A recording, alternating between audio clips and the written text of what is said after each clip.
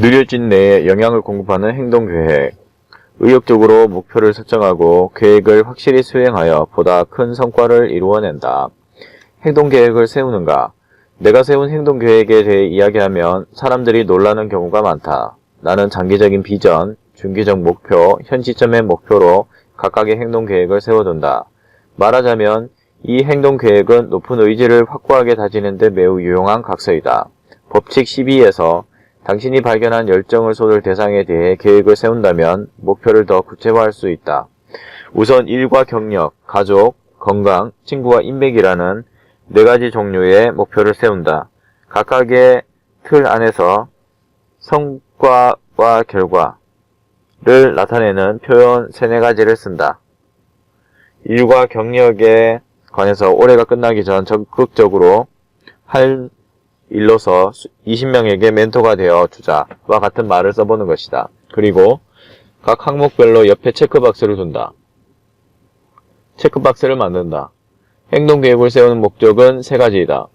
첫 번째는 달성하고자 하는 의욕을 붙들두고 적극적으로 행동하기 위해서이다. 두 번째는 매년 진행 상황을 알 수 있기 때문에 달성도에 따라 다음 해의 목표를 상향 조정할지 하향 조정할지 파악할 수 있다. 세 번째는 하면 된다, 말한 것은 반드시 실천한다는 신념을 가질 수 있다. 신기하게도 이전에는 꿈에도 생각하지 않았던 일을 해낼 때가 있다. 나는 2012년에 빠른 승진을 위해 행동계획을 세웠다. 그런데 그 타이밍에 실제로 승진에 성공하여 아내조차도 깜짝 놀랐다. 행동계획에는 포인트를 제대로 써둔다. 종이를 가로로 3등분하여 상단에는 성과를 달성하는 방법, 중간에는 예상되는 과제, 하단에는 각각의 성과를 반드시 달성해야 하는 이유를 쓴다. 항상 행동계획을 의식할 수 있도록 이 종이를 몸에 지니고 다닌다. 그리고 행동계획을 다른 형태로도 표현해본다. 예를 들어 연말에 가족이나 친구에게 연합장을 보낼 때 자기 자신에게도 한 장 써보는 것이다. 그 연합장의 다음 해에는 이미 달성 완료가 되어 있을 목표를 다시 써본다. 365일 후에 꺼내서 읽어보면 큰 만족감을 느낄 수 있다. IT 기업가인 피터 브래드와 이야기를 하던 중 그도 이와 비슷한 습관이 있다는 사실을 알았다. 그는 많은 IT 벤처 기업을 창업했다. 그 중에서도 크게 주목받고 있는 것이 PC 보너스로 오스트레일리아 최대 규모의 IT 기업가를 지원하는 공동 창업 공간이다. 그런 피터 브래드의 행동계획이란 만나야 할 사람을 만나는 것이었다.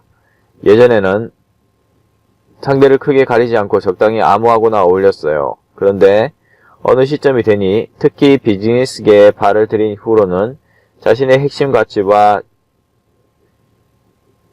자신이 어떤 사람에게 호감을 느끼는지를 명확하게 써본 후 거기에 해당하는 사람들을 적극적으로 찾아다녀야 한다는 생각이 진지하게 들기 시작했죠. 우리 중에 자신과 가치가 맞거나 호감을 갖게 되는 캐릭터를 기록하는 사람이 몇이나 있을까? 그가 어린 나이에 많은 것을 달성한 이유를 바로 여기서 알 수 있다. 계획적으로 뇌에 영향을 공급하라. 일을 하면서 평소 충동적으로 하는 것들 중에는 사실 계획적으로 실천할 수 있는 것들이 굉장히 많다. 1년에 2-3번 정도 업계 전체 사람들이 정보 공유를 위해 모일 때마다 참석한다고 가정해보자. 하지만 이것만으로는 미래의 동향을 예측하거나 최신 정보를 빨리 접할 수 없다. 보다 현명한 방법이 있을 것이다.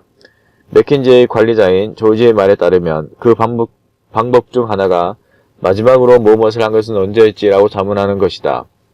항공업계에 종사한다면 가까운 사람 위에 마지막으로 이야기를 한 상대는 누구인가? 아래층에 있는 연구개발팀에 마지막으로 간 것은 언제인가? 접선기술에 대해 마지막으로 조사한 것은 언제인가? 와 같은 질문을 스스로 해보는 것이다. 뇌는 일을 맡기지 않으면 움직이지 않는다.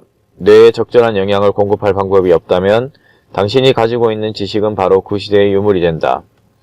골라서 읽기를 습관으로 만드는 방법도 있다. 업계의 중요한 헤드라인만 골라 읽고 사내의 동료와 대화를 나눈다. 지식은 시간이 지나면 가치가 사라지기 때문에 최신 지식을 겸비하지 못하면 시장 가치는 급격하게 하락한다.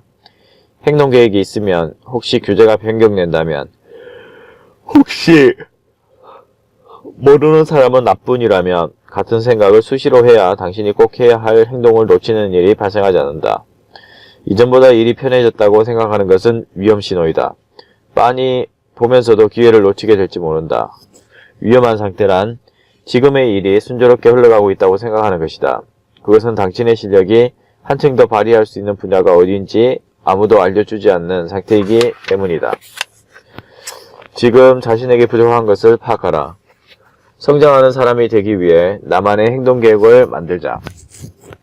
그곳에 기록한 목표를 보면 지금 자신에게 무엇이 부족한지 분명히 알 수 있다.